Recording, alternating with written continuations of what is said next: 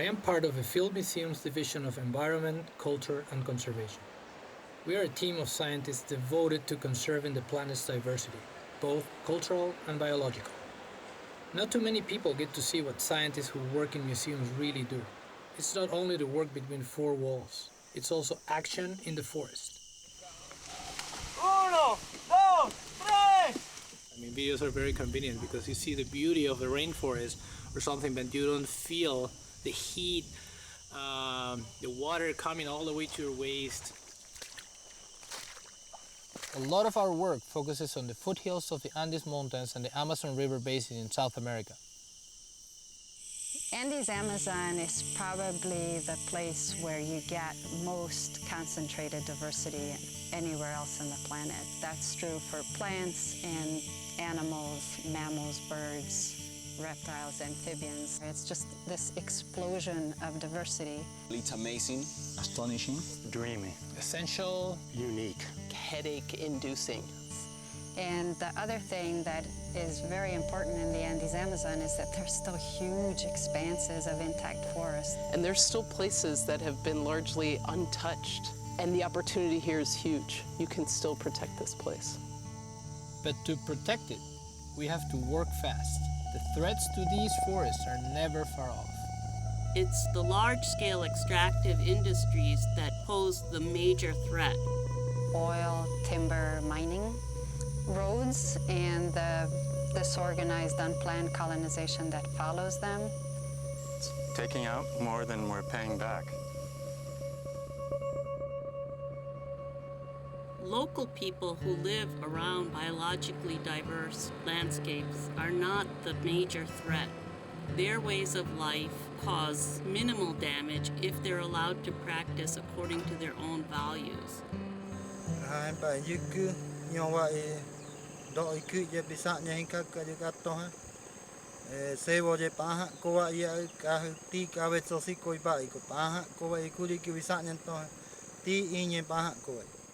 The distinct cultural identity people have retained can be a huge asset for continued management of these areas. The Field Museum's rapid inventory programs bring together local people and museum scientists to help protect these forests long term. And when we say rapid inventory, we mean rapid. During a rapid inventory, our team of biologists has just 3 weeks to catalog the biodiversity in a remote forest and determine its value for conservation. At the same time, a team of social scientists is visiting the people that live in or around the region. We record their experiences with managing the land and their aspirations for the region's future. And at the end of those 3 weeks, we bring together our social and biological findings and make recommendations for conserving the area. And with that information, governments can move forward in creating official protection for the area. The end result is a place like this, Cordillera Azul National Park in Peru. It's exciting to know that what you can do can really conserve forests when they're still intact and healthy.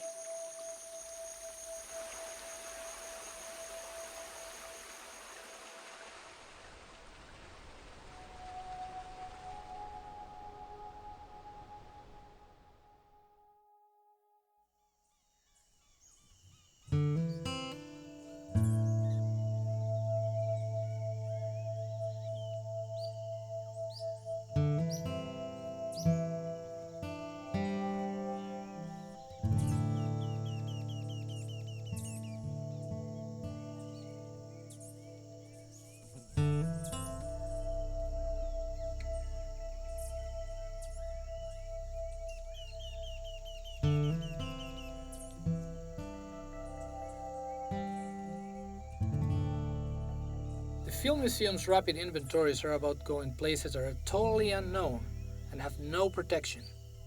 And the inventories provide information that governments and others can use to protect those places.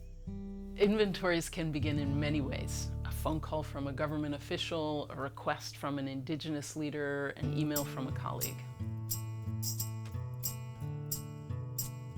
Before we even go into the field, we get as much information as we can from satellite images and from an overflight of the site. But honestly, there's a lot that we can't know until we're actually on the ground.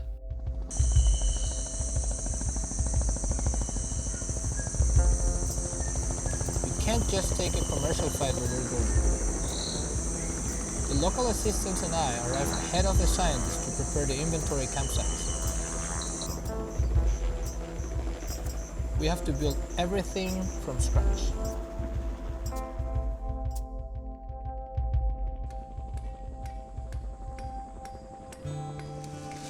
We are in Camp 1. We're cutting a trail. Now that the camps and trails are ready, it's time to get the scientists out here.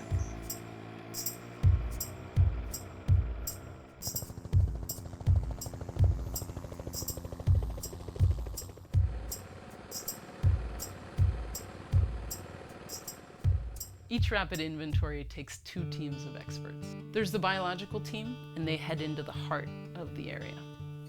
And then there's the social team, and they work with the people who live in the neighboring villages.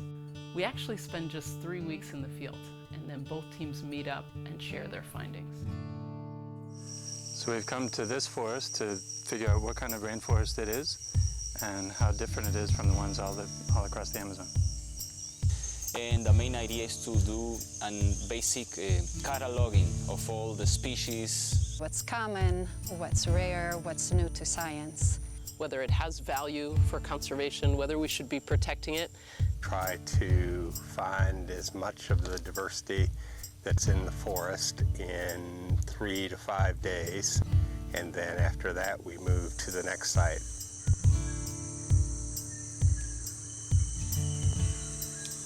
Okay, and tell us about what you're doing right now. I was looking for fertile specimens along the trail, things that have fruits or things that have flowers.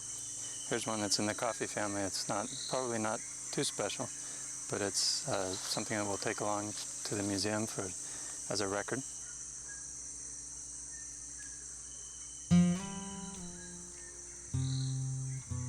Ichthyologists, they smell like fish. What are you looking for during an inventory? Usually what we are looking for are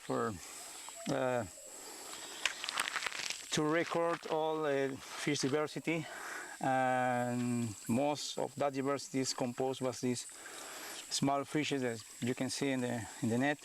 They are the first step in the fish food chain.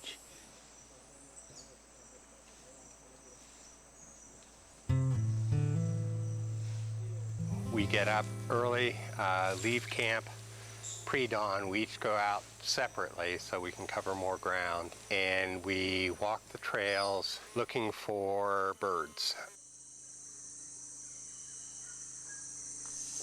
Rudy, tell us what you're doing right now.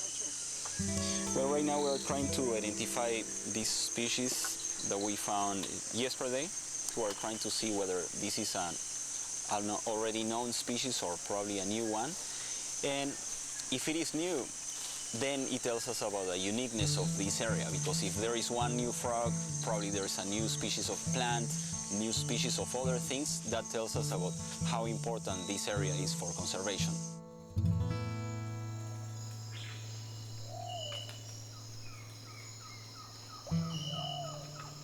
These people even work at night. So what is that? This is part of the feces of this fruit bat, and you can see here some of the seeds. Here you can see some more seeds. Fruit bats are important because they eat the fruits of many plant species, and when they defecate, they disperse the seeds. So they basically help to maintain the forest structure. Now we just weigh the bat and take some measurements and make some pictures, and then we release it.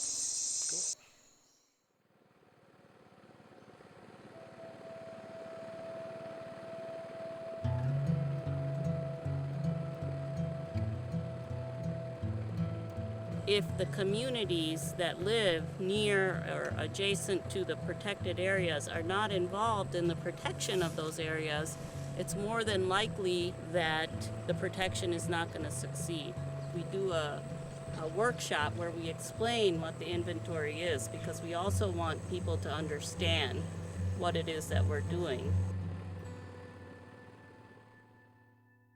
We have asked people to map out for us where they go to fish and to hunt and where they plant their chakras, their gardens. And so we get a sense of how they are using the resources. We also interview the community leaders, we talk to women in their houses. We join the daily life of the community. We have joined a group that is helping collect palm fronds for a kitchen roof. They call this La Minga. It is a formal system for members of the community to give and receive help.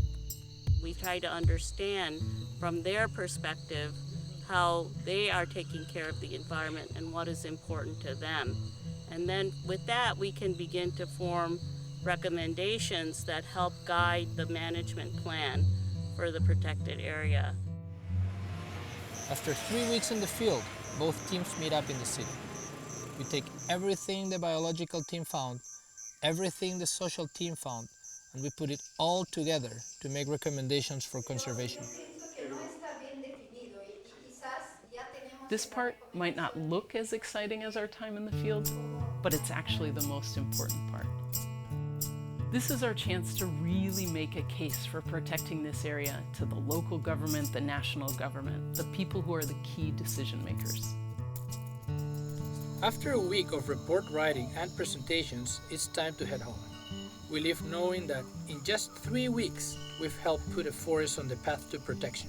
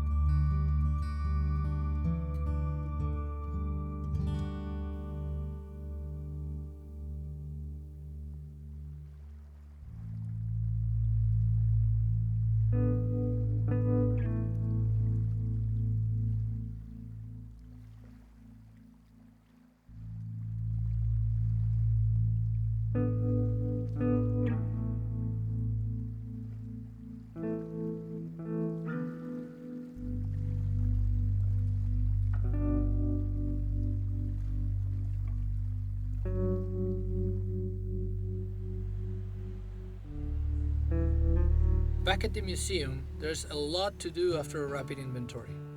There are specimens to add to the museum's collection and potential new species to confirm. We publish all of our findings in a final report, but even then, our work is nowhere close to done. In a way, the rapid inventory is just the beginning. Our final goal is seeing each site receive official protection and knowing that that protected area is going to directly benefit the people that live there. We're well on our way. We've provided the information that's helped protect or put on the path to protection almost 28 million acres in the Andes-Amazon region. One of our earliest success stories is Cordillera Azul National Park in Peru. We conducted a rapid inventory of Cordillera Azul in 2000. It's a remarkable site, with tens of thousands of different species of plants and animals, some of which live nowhere else. With the information we gathered, the Peruvian government created Cordillera Azul National Park. It's Peru's third largest national park. We felt that it was vital for the park that the communities that live on the edges of the park participate in its management and its protection. We started an initiative with the communities that was about how they could sustain a great quality of life without over-exploiting the natural resources that they have here. Es importante el parque porque nos ayuda en todo, nos da beneficio, ¿no? Tomamos agua limpia, estamos más unidos, tenemos oportunidades para trabajar, ¿no? Lo que me gusta de Cordillera es conservar ¿para quién? Para las futuras generaciones que vienen más adelante, ¿no? Entonces, velar, como digo, por los recursos más importantes, en verdad todos los recursos son importantes, y, en bien de todos los peruanos y en bien de los que vivimos en diferentes sectores del Parque Nacional Cordillera Azul.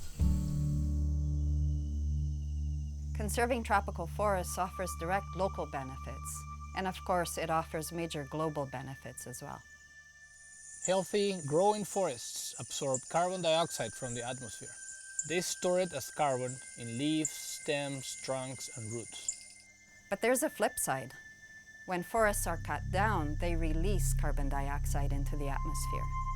Right now, the destruction of forests adds more carbon dioxide to the atmosphere each year than every car, plane, and ship combined worldwide. Protected areas like Cordillera Azul still need to be monitored and maintained, or there's a huge risk of the forest being cut down. It takes 50 cents an acre per year to manage it. It's nothing. But that cost is multiplied over millions of acres, so funding is a problem. The cash value today in forests is really on the dead forest. It's timber, it's the oil beneath the surface, it's mining. One potential solution is REDD, reduced emission from deforestation and forest degradation. Essentially, it's a program that puts a price on carbon and allows living forests to have a cash value. So the first thing you need to do is figure out what parts of this huge expanse of forest would be cut down first. Where would people come in and settle? Where would they cut to put in their farms? Where would they log? These are the forests that you need to make sure don't get cut down. We calculate the carbon they store, then calculate the carbon dioxide that would be emitted if they were cut. You monitor very closely to make sure that none of those forests were cut down. The carbon dioxide that is not emitted, the avoided deforestation, becomes credits that can be traded on a carbon market. These credits are bought by companies that want to reduce their carbon footprint. The money goes back to support programs that maintain Cordillera Azul, and in this case, to the government of Peru. It transforms the way that people think about living forests. You don't need to destroy it to get the cash. Actually, protecting it allows the cash to come in.